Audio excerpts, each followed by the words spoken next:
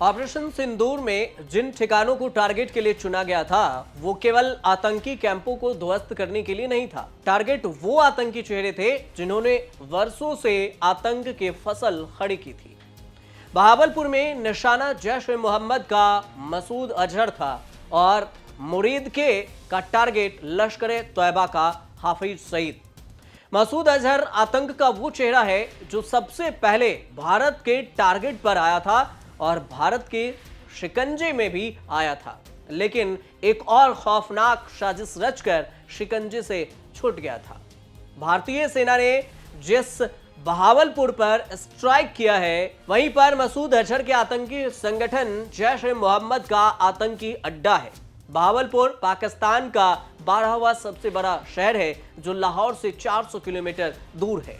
अब सुभान अल्लाह जो कैंपस है उसमें उस्मान भी अली कैंपस में था और इसमें जैश ए मोहम्मद के आइडियोलॉजी और ऑपरेशनल हब है। ये कैंपस करीब 18 एकड़ में फैला हुआ है जिसके घर के साथ मस्जिद भी है इसमें और आतंकी ट्रेनिंग का भी इंफ्रास्ट्रक्चर इसी कैंपस में है। इंडिया टुडे की एक रिपोर्ट के मुताबिक जैश ए मोहम्मद चीफ मसूद अजहर ने खुद इसकी पुष्टि भी की और उसमें स्ट्राइक के हमले में उसके परिवार के 10 और लोग 4 करीबी सहयोगी भी मारे गए। जैश ए मोहम्मद ने एक बयान दिया, बहावलपुर के जामिया मस्जिद सुभान अल्लाह कैंपस पर हुई स्ट्राइक में अजहर की बड़ी बहन और उसका पति, एक नेफ्यू और उसकी पत्नी समेत परिवार के 5 बच्चे मारे गए। भारत के स्ट्राइक से आतंक का जो कारोबार है वो चलने और चलाने वाला मसूद अजहर को इतनी बड़ी चोट लगी कि अब अपनी मौत को भी मसूद अजहर पुकार रहा है। भारतीय स्ट्राइक के बीच बच जाने के बाद उसने कहा कि अच्छा होता कि इस हमले में मैं भी मारा जाता। 26 साल पुरानी बात है, तब भारत की जेल में था मसूद अजहर। ये बात है 1994 की। 1994 में पुर्तगाली पासपोर्ट लेकर भारत में घुसा था। बीबीसी की रिपोर्ट के मुताबिक दिल्ली एयरपोर्ट पर उसने खुद गुजराती बताकर पासपोर्ट पर मुहर लगवा ली थी। कश्मीर पहुंचकर भारत के खिलाफ जहर उगलना और फिर बोना शुरू किया। श्रीनगर की गलियों में और गली कुच्चों में मसूद अजहर नौजवानों को भड़काने के मिशन पर था। अनंतनाग से ऑटो से जाते समय सेना के जवानों ने मसूद को धर दबोचा था। जेल में मसूद हुंकार भरता था कि भारत सरकार बहुत दिनों तक जेल में कैद नहीं रख पाएगी और गिरफ्तारी के जो साल भर बाद 1995 में आतंकी संगठन हरकत उल अंसार ने 6 विदेशी टूरिस्ट को अगवा करके मसूद को छुड़ाने की कोशिश की, लेकिन तब वो चाल नाकाम रही। मसूद जेल में कैद होकर यह भी कहने लगा सरने के तैयार था, लेकिन जम्मू कश्मीर के जो कोतवाल जेल है वहां से भाग निकलने के लिए 1999 में एक और नाकाम कोशिश की। भागाने के लिए सुरंग खोदी गई थी, लेकिन मोटे शरीर के कारण मसूद अजहर फंस गया था और इसी साल दिसंबर 1999 में एक और खतरनाक साजिश हुई। कंधार जाने वाले इंडियन एयरलाइंस के विमान IC-814 हाईजैक करने की काठमांडू से उड़े विमान को दिल्ली आना था, लेकिन विमान में सवार 180 लोग सवार थे।